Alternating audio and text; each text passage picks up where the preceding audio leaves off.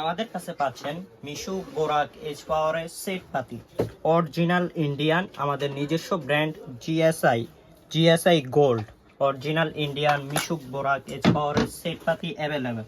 এবং পাচ্ছেন মিশুকের ফার্স্ট পাতি, সেকেন্ড পাতি, বোরাকের ফার্স্ট পাতি, সেকেন্ড পাতি, এজ পাওয়ারের ফার্স্ট পাতি, সেকেন্ড পাতি অ্যাভেলেবেল। আমাদের কাছে পাচ্ছেন